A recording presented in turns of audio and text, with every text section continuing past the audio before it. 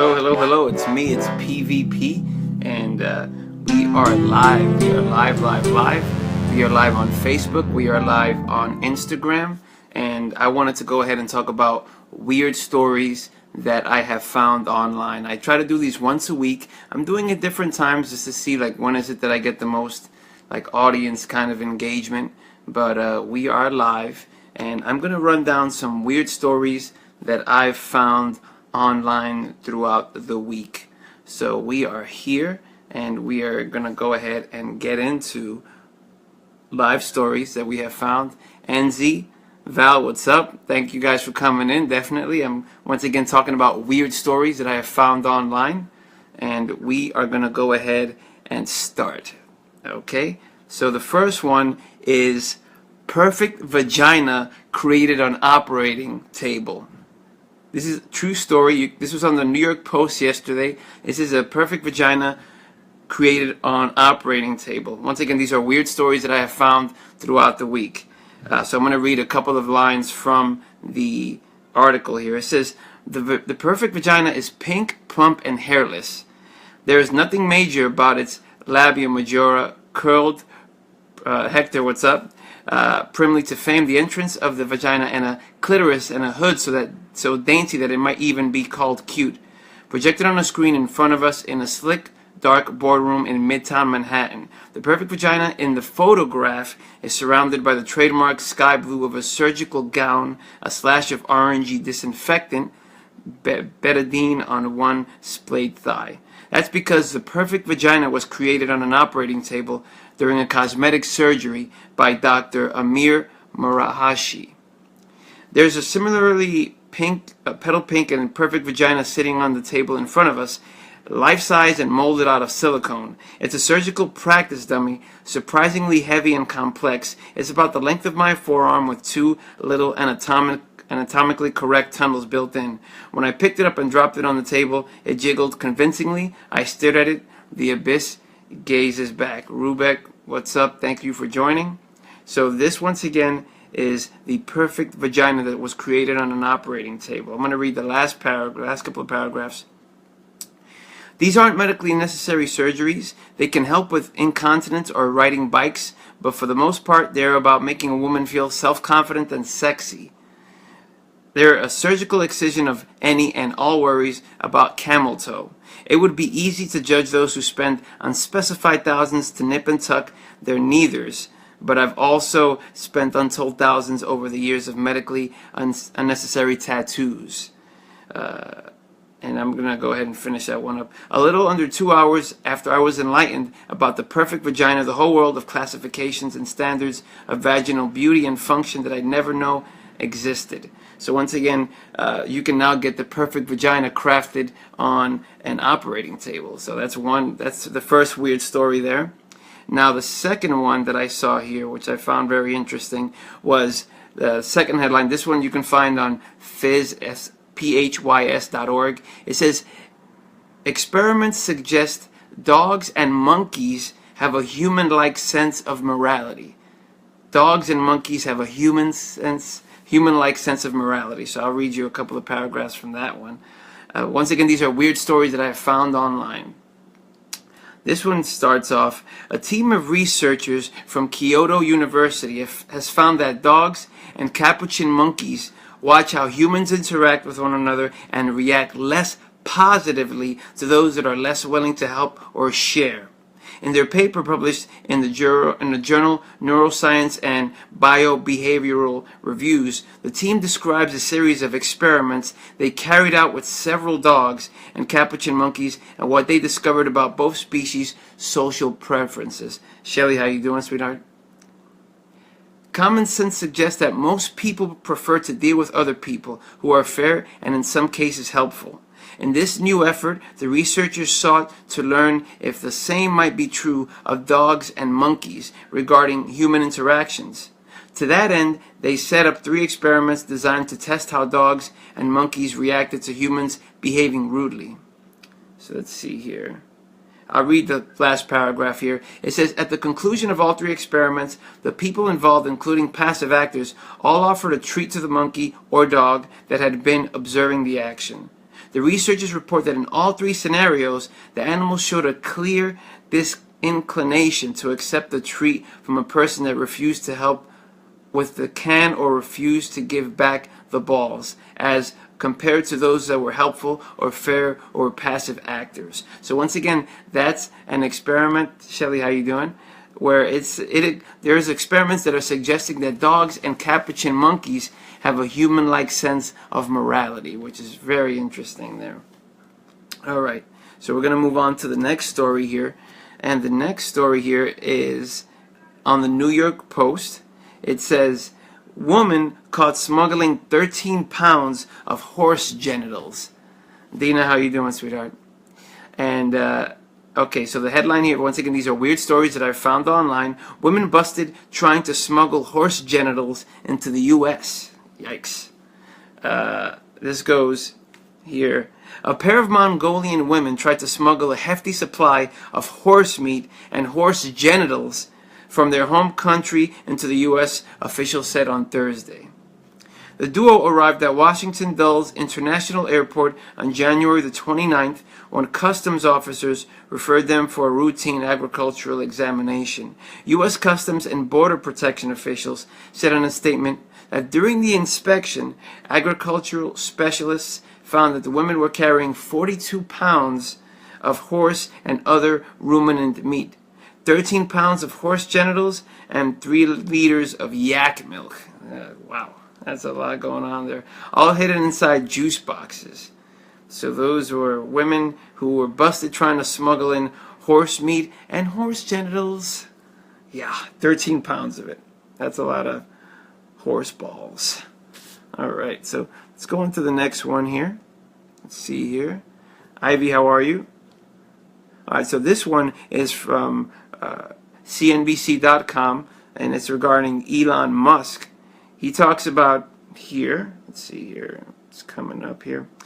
He says humans must merge with machines or become irrelevant in AI age. Scary stuff here. This is totally Skynet, humans combining with machines. Billionaire Elon Musk is known for his futuristic ideas, and his latest suggestion might just save us from being irrelevant as artificial intelligence grows more prominent. The Tesla and SpaceX CEO said on Monday that humans need to merge with machines to become a sort of cyborg. And this is quoting him. He says, over time, I think we will probably see a closer merger of biological intelligence and digital intelligence. Scary. Ivy, how are you? It's mostly about the bandwidth, the speed of the connection between your brain and the digital version of yourself, particularly output. Scary. I'll read the last paragraph here. These are still quotes from him. The most near-term impact from a technology standpoint is autonomous cars. That is going to have much faster than people realize, and it's going to be a great convenience, Musk said. But there are many people whose jobs are to drive. In fact, I think it might be the single largest employer of people. Driving in various forms, so we need to figure out new roles for what we do with those people, but it will be very disruptive and very quick.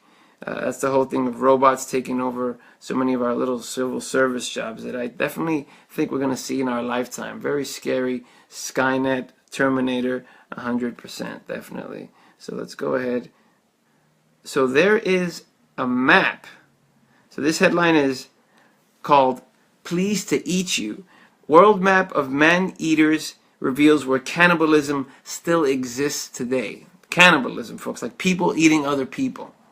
And there is a map. I can't share my screen, not yet. I don't think Facebook Live allows that, but places where, according to this map, where cannibalism still exists is, Jay, what's up? JP, what's up? It exists in the Congo in Africa. It exists in Brazil. It exists in Florida, which is in our backyard, in Cambodia. And let me read you a couple of paragraphs here. Let's see here. The bloodthirsty cannibal, this week found dead in his prison cell, is thought to have feasted on a rib of his victim, P.C. Gordon Semple. But Breezy is not the only modern-day man-eater. Here we reveal the locations of where cannibalism remains alive and well. Okay, so this is in North Korea. Kim Jong-un's brutal regime has forced many people to take his desperate measures as drought and famine grips the Hermit Kingdom. Yeah, listen to this. While the crackpot dictator blows billions on nukes and splashes out on luxury food and wine, his citizens have resorted to eating their own kids after being driven mad by hunger, it is claimed. Is a claim. One starving dad was executed in 2013 after reportedly killing his daughter for food before murdering his son after he witnessed the brutal slaying. That's in North Korea, where cannibalism still exists. There's another one here in Nigeria where it says a restaurant was shut down by horrified cops who apparently discovered roasted human head was on the menu. So yeah, this is Keith. What's up, buddy? Cannibalism, and there's a map. This is on the dailystar.co.uk. They have a map of where cannibalism is still taking place around the world. Incredible. This one's interesting. I always find like kind of space exploration very interesting. And this one is NASA preparing mission to send lander to Europa, offering humanity's best ever chance of meeting aliens. The mission is complicated by the fact that scientists know almost nothing about what Europa's surface is like. Now, Europa is one of the moons of Jupiter, but I'll read you a couple of paragraphs here. NASA might soon launch our best ever chance of meeting aliens. The space agency is putting together. Oh, watch out! The space agency is putting together plans to send a lander to Europa, one of Jupiter's moons and perhaps the most likely place to harbor extraterrestrial life anywhere near us. But first it will have to work out how it can actually land on a surface which it knows next to nothing about. The agency started seriously exploring the possibility by commissioning a report on the value of sending a lander onto the icy surface of the moon. The report has now arrived, and NASA is looking to explore its findings with the scientific community. So it's very interesting. They're thinking that they're going to find life in this moon on Jupiter, which is, I think it's fascinating, you know.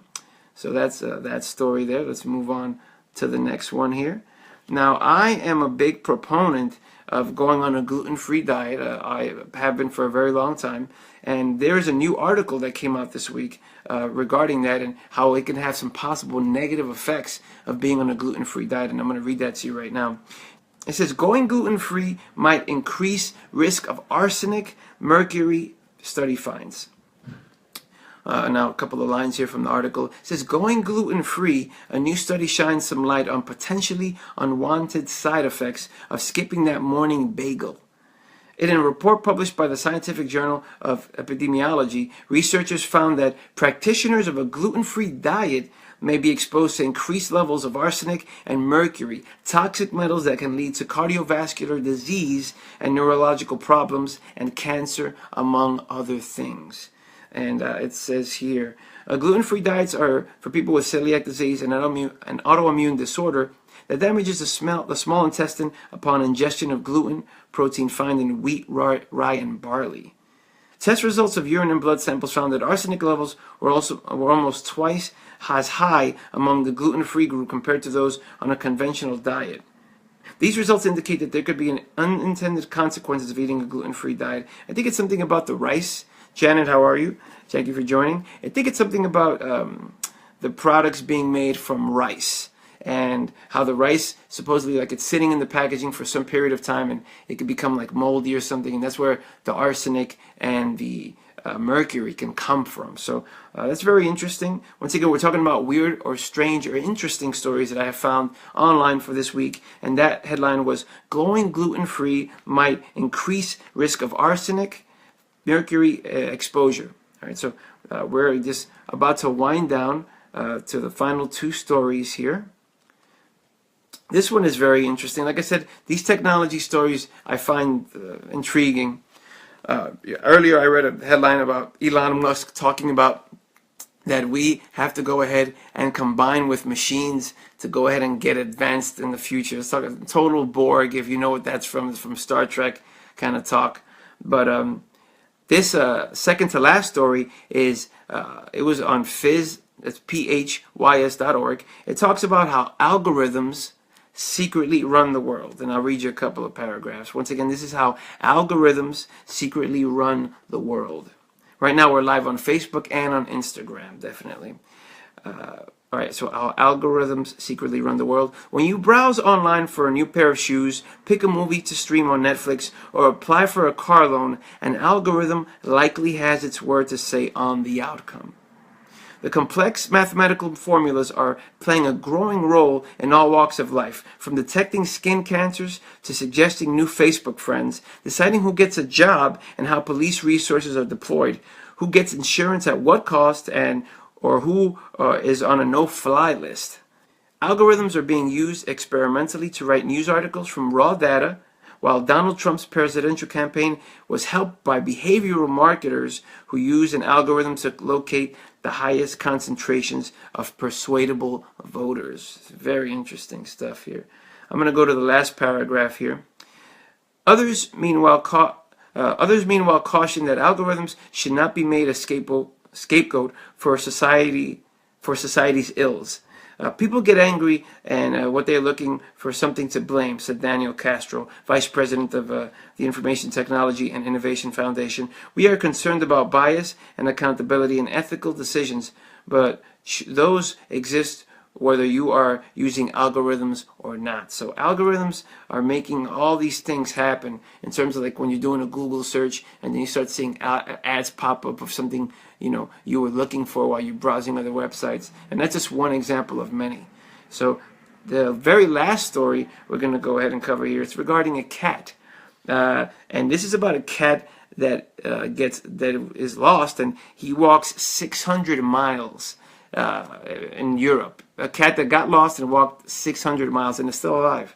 So the story headline is, this is on the Washington Post.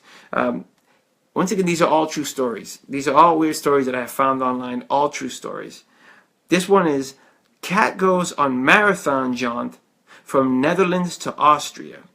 And it says here, 6 months after her cat ran away, a woman in the Netherlands is looking forward to a reunion in an Austrian village 950 kilometers, which is about 600 miles away.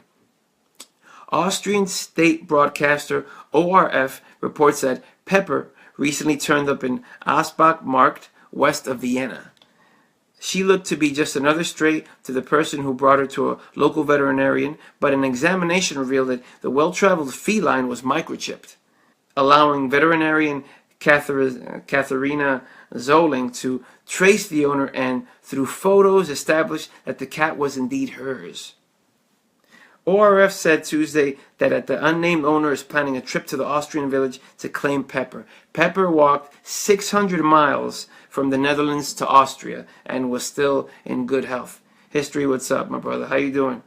We're talking about weird stories that I have found online this week. So once again, to recap, I will go ahead and read all the story headlines to you so you can go back, you can watch this whole video once again on Facebook Live. It'll be there after it's been broadcast here. And I'm going to be putting it up also on my YouTube channel. That's at improveandhavefun.com. That's the location of the blog as well. These are the headlines that I've read today. Is the first one, perfect vagina created on operating table. Now you can get your vagina fixed and it could be perfect there.